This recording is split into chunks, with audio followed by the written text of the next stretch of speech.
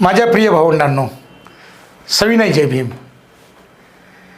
आज महामानव डॉक्टर बाबासाहेब आंबेडकर यांच्या एका प्रतीकाबद्दल बोलणार आहे मी।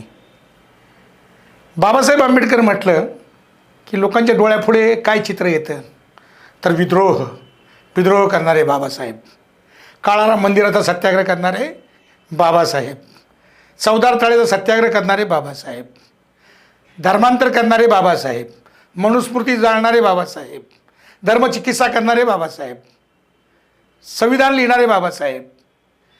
ही प्रतिमा काही चुकीची नाही, खरी आहे, ही प्रतिमा खरी आहे।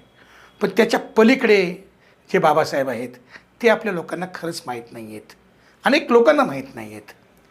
तुम्हाला जर मी म्हटलं की बाबासाहेब हे शेतकऱ्यांचे खूप महत्त्वाचे नेते आहेत तर तुम्ही जरा आश्चर्यचकित व्हाल, पण ही गोष्ट खरी आहे। 1916ला डॉक्टर बाबासाहेब आंबेडकर कोलंबियामधनं येतात आणि आल्यानंतर पहिलं जर काही काम करत असतील तर ते पहिलं खोतीचा सत्याग्रह करतात। खोती म्हणजे ब्राह्मणवादाचा गड, जमीनदारीच्या विरोधात मोठा लढा बाबासाहेबांनी दिला। त्याच्यानंतर 30च्या दशकामध्ये आपण बघतो की बाबासाहेब शेतकऱ्यांचे मोठे मोर्चे काढतात, हे त्यांच्या मूलभूत समस्या ज्या आहेत त्याच्यावर ते बोलत आहेत। आणि त्याच्या आधी त्यांनी स्मॉल होल्डिंग्ज इन इंडिया नावाचं पुस्तक जे लिहिलं त्याच्यामध्ये त्यांनी स्पष्टपणे लिहिलं की भारताच्या शेतीचा जर विकास झाला नाही तर भारताची शेती संकटात जाईल, आज जी गेलेली आहे।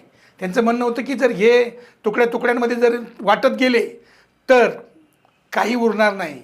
आणि म्हणून शेतकऱ्यांना त्यांनी सांगितलं की बाबा हो, एका मुलाला तुम्ही शेतीत ठेवा, बाकीच्या मुलांना बाकीचे क्षेत्र धुंडाळू द्या। आज शेती आपली संकटात आहे ते त्यांना तेव्हा कळलं होतं। बाबासाहेबांनी शेतकऱ्यांच्या मूलभूत प्रश्नांसाठी 1934ला 1938ला मोठे मोठे मोर्चे काढले विधिमंडळावर। आणि त्यावेळेस ब्रिटिशांच्या सरकारमध्ये ते मंत्री होते, तिथं पहिल्यांदा म्हणजे भारताच्या शेतीचं धोरण गंभीरपणे मांडणारे 2-3 माणसं आहेत इतिहासामध्ये। एक राजा अशोक, थोडं बहुत त्याचा एक रेफरन्स घेतलाच पाहिजे, पण त्याच्यानंतर मलिक अंबर, शिवाजी महाराज आणि त्याच्यानंतर बाबासाहेबच आहेत।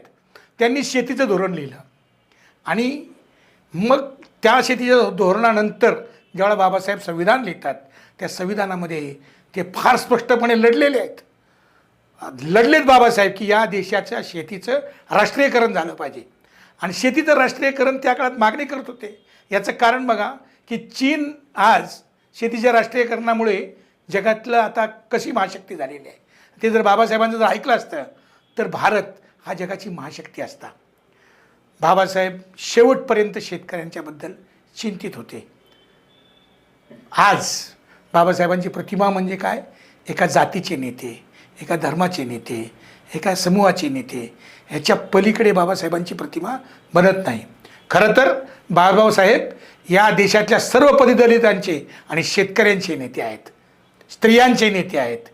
बाबासाहेब हे थोर विचारवंत आहेत, पण बाबासाहेबांनी या देशामध्ये खऱ्या अर्थानं क्रांती आणण्यासाठी जे काम केलं आहे ते या सगळ्यातून उभं राहणार आहे। यापुढे जे बाबासाहेब लोकांना माहीत नाहीत ते सांगण्याचा मी प्रयत्न करणार आहे, त्यासाठी आपला पाठिंबा असू द्यात। जय भीम।